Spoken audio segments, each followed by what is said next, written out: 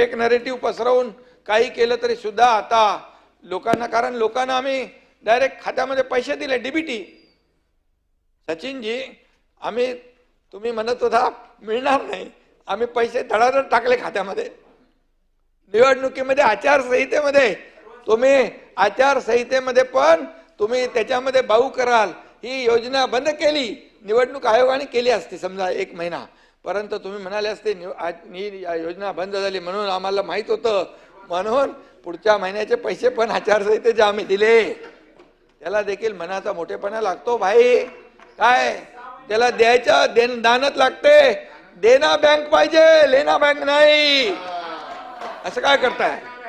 आणि गेल्या काही दिवसापासून बिनबुडाच्या आरोपाला मला बोलू द्या, आरोपांचा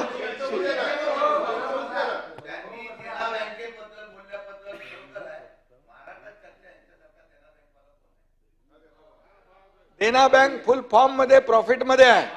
देना बँक नाही, देना बँक जी आहे आता, देना बँकेचा तुम्ही जर टर्नओव्हर बघितला, कारण त्यांना द्यायची धानत आहे. खरोखरची देना बँक बोलतोय मी. त्यामुळे तेही आपण तपासून बघा. गेल्या काही दिवसापासून बिनबुडाच्या आरोपांचा सुळसुळाट झालाय आणि रोज बदनाम करायचं. काय सारे संबंध नाही, कुणाशी कसलाही संबंध नाही, लागेबांधे नाही, काही कनेक्शन नाही, तरी चाललंय आपलं रोज. काल परवा अमृत योजनेबद्दल बोलताना विरोधी पक्षनेत्यांनी माझं नाव घेतलं. अरे ती घटना होती 2018ची, तेव्हा मी नगरविकास मंत्री पण नव्हतो आणि काही नव्हतो. आणि का घेतलं, कशाला घेतलं मला माहीतच नाही, परंतु गौप्यस्फोट, शिंदे अडचणीत येणार, मी बघितलं ते. तुम्ही नाही विरोधी पक्षनेते. आणि त्यांच्यानंतर मी खाली गेलो. मी बोललो अरे बाबा माझा काय संबंध नाही, आणि काय तुम्ही माहिती घेतली का ती? त्याने एक चिठ्ठी दिली मी. मग ते गेले तिथे मीडियावर आणि माफी मागितली. एकनाथ शिंदे साहेब यांचं नाव मी घेतलंय, पण चुकून घेतलंय, मी ते मागे घेतो म्हणून. कशासाठी हे सगळं करताय? कशासाठी हे चाललंय? आणि फक्त सरकारवरला धारेवर धरायचं, सरकारला बदनाम करायचं आणि TRP आणि व्ह्यूजसाठी हे काम करायचं. हे असं चालतं का? हे असं होत नाही. त्यामुळे आपण काय करतो हे एकदा तपासा.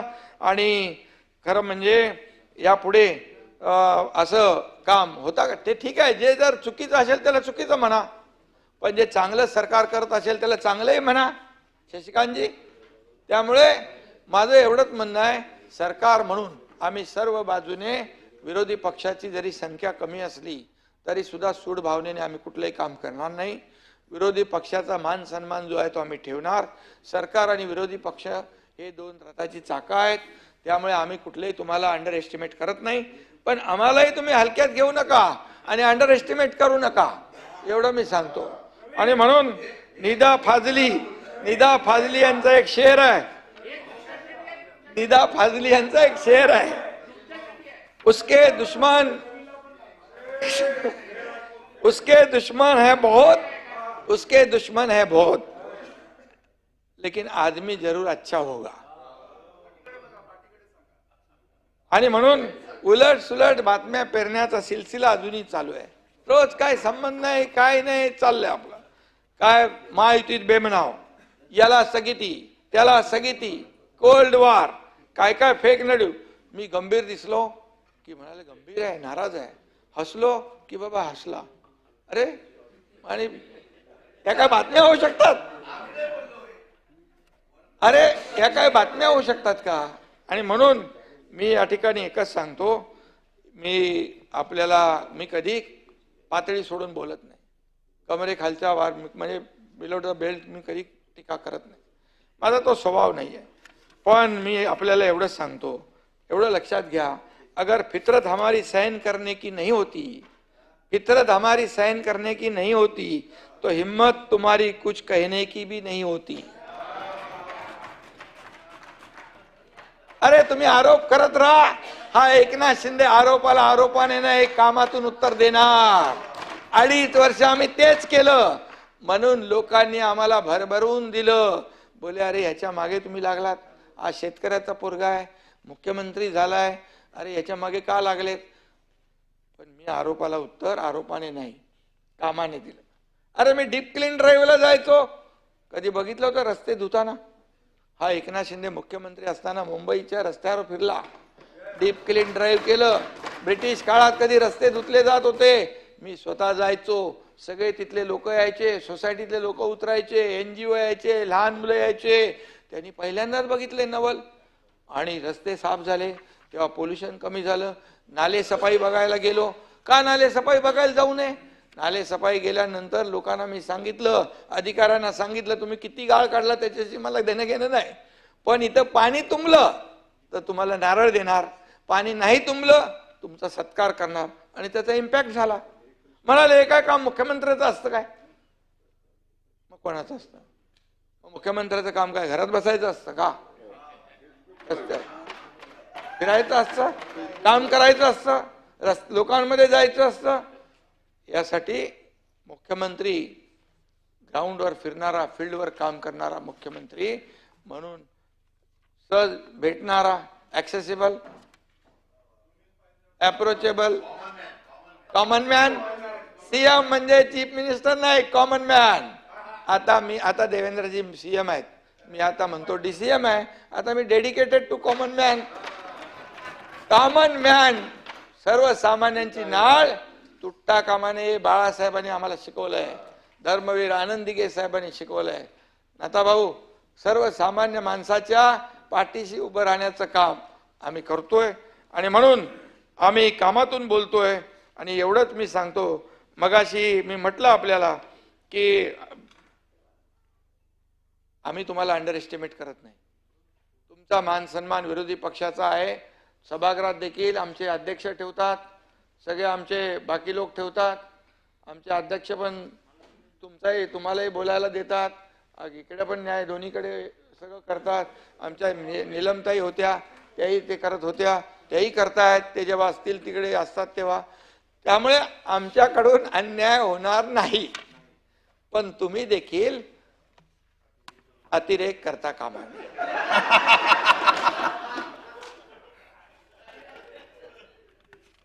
अंबादास दानवे म्हणाले राज्यपालांच्या अभिभाषणात फक्त मोठमोठ्या घोषणा गेल्या,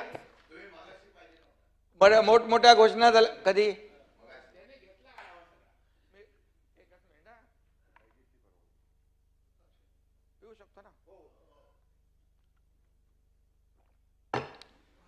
मगाशी काय झालं? आणलं ते संभाजी महाराजांवरून. तर 2.5 वर्षामध्ये केलेली कामं डोळ्यासमोर आणा आणि पुढील 5 वर्षाचा अंदाज बांधा काय होऊ शकतं. का राज्याला पुढे न्यायचं ना आपल्याला. राज्य पुढे गेलं तर तुम्हाला देखील विरोधी पक्ष म्हणून, आमदार म्हणून जे लोक येतील ते बोलणार आहे काय महाराष्ट्राचा विकास झाला, मुंबईचा विकास झाला, याचं क्रेडिट तुम्हालाही मिळणार आहे. त्यामुळे कोणी काम चांगलं केलं त्याचं शाबासकी नको, पण त्याची बदनामी करू नका. एवढंच आमचं प्रामाणिक मत आहे. आणि म्हणून तुमच्या आणि त्या आधीच्या 2.5 वर्षाबद्दल, माझ्या 2.5 वर्षाच्या बद्दल तुम्हाला सगळ्यांना माहित आहे. मी एवढ्या सह्या केल्या, कुठल्याही पक्षपेक्षा काय बघितला नाही. आणि मुख्यमंत्री सहायता निधी असेल, इतर विकास प्रकल्प असतील, जे काय असेल ते काम करण्याचा आपण प्रयत्न केला. त्या 2.5 वर्षाच्या पूर्वीच्या 2.5 वर्षाचा अनुभव देखील मलाही आहे, तुम्हालाही आहे, त्याच्यात मी काय जात नाही. आणि म्हणून यामध्ये फरक काय तो आपल्याला समजतो. आणि म्हणूनच चुकून एखादा चांगला शब्द कुणाच्या मनात, सगळ्यांच्या मनात चांगला असतं, बोलण्याचं असतं, पण इच्छा असून देखील बोलता येत नाही. काही गोष्टी आहेत, काही चर्चा होतात आणि मग सरकारला घेरा, सरकारला कोंडीत पकडा. अरे काय कोंडीत पकडा? सरकार काम करतंय, काम न करणाऱ्याला कोंडीत पकडू शकता ना, काम करणाऱ्याला कसं कोंडीत पकडणार? त्यामुळे हे काम करणारं सरकार आहे. आणि म्हणून मी आपल्याला एवढंच सांगतो, तुमची अडचण होईल असं म्हणजे तुम्हाला अडचणीत आणण्याचं काम आमचं बिलकुल नाही. आणि तुम्ही देखील तशा प्रकारचं काम करू नका. बघा, तुम्ही हाय सिक्युरिटी नंबर प्लेटचा विषय काढला होता. माझ्याकडे तक्ताही आहे पूर्ण रेट वाईज. मुख्यमंत्र्यांनी देखील प्रेस कॉन्फरन्समध्ये त्या दिवशी पहिल्या दिवशी सांगितलं. इतर राज्यांनी महाराष्ट्रात काय फरक आहे, यापूर्वी तसेच मुख्यमंत्र्यांनी देखील ते स्पष्ट केलं. पुन्हा सांगतो, वाहनांसाठी अध्यक्ष महोदय हाय सिक्युरिटी रजिस्ट्रेशन नंबर प्लेटच्या सुरक्षेच्या दृष्टीने अतिशय महत्त्वाचे आहेत. तिन्ही कंपन्यांबरोबर चर्चा करून हे दर कमी केलेत. इतर राज्याच्या तुलना केली तर हे दर त्यांच्यापेक्षा कमी आहे. इतर राज्यांमध्ये भाई दर हे 2020-21 या कालावधीत निश्चित केलेत. आपण राज्याचे दर हे आपण ऑक्टोबर 2024 मध्ये निश्चित केलेत. तसे आपले दर हे जीएसटी आणि फिक्सिंग चार्जेस जे आहेत ते धरून आहेत. आणि आपण जर इतर राज्यांची तुलना केली तर आपल्याकडच्या नंबर प्लेटचे दर कमी आहेत, कारण त्यांनी ओपन ठेवले. एकदा प्लेट द्यायची आणि कोणी फिटमेंट करायचं ते त्यांनी किती पैसे घ्यायचे. आपण तसं नाही केलं. आपल्या ग्राहकाला देखील लुबाडणूक होता कामा नये म्हणून आपण एकत्र केले आणि तरी सुद्धा ते दर कमी आहेत. आणि कुठलीही दरामध्ये गडबड अंबादास नाही, तुम्ही तपासून घ्या. गडबड कशाला म्हणतात, काय कशाला म्हणतात गडबड अंबादास तुम्हाला माहित आहे. कोविड काळामध्ये ठाणे महापालिकेने बॉडी बॅग कितीमध्ये घेतली याची माहिती घ्या आणि मुंबई महापालिकेने बॉडी बॅग कितीमध्ये घेतली याची माहिती घ्या. माझी माहिती आहे की बॉडी बॅग अनलोडिंग झाल्या होत्या आणि उतरल्या होत्या, परंतु दुसऱ्या कॉन्ट्रॅक्टरला काम देण्यासाठी त्या बॉडी बॅग वापस गेल्या आणि दुसऱ्या बॉडी बॅग तिथं ठेवल्या. ही माझी माहिती आहे आणि ही माहिती खरी आहे. आणि म्हणून बॉडी बॅग मध्ये किती रुपयात घेतल्या त्याची तुलना तुम्ही करा, ती गडबड होऊ शकते. ही गडबड नाहीये. खिचडी 400 ग्रामची खिचडी 200 ग्राम देऊन, अरे 400 तर द्यायची होती, 400 ग्रॅमची खिचडी 200 ग्रॅम देऊन रुग्णांच्या नातेवाईकांच्या तोंडातला सभापती महोदय घास हिरावण्याचं काम कुणी केलं, याला गडबड म्हणतात. याला गडबड म्हणतात. आणि आणखी काय काय काय केलंय ते मला माहित नाही. तुम्ही एवढंच सांगतो, तुम्ही भाषणामध्ये एवढे विषय मांडले आहेत की किती विषय मांडले तुम्ही. तुमचं काय शेवटचं विरोधी पक्षनेत्याचं भाषण आहे, सगळं बोलून घेतलं तुम्ही. अरे बाबा, तुमच्या मित्र पक्षाने तुमच्या खुर्चीखाली सुरुंग लावला असला तरी सुद्धा आम्ही लोक आहोत तुमच्या प्रेमाचे.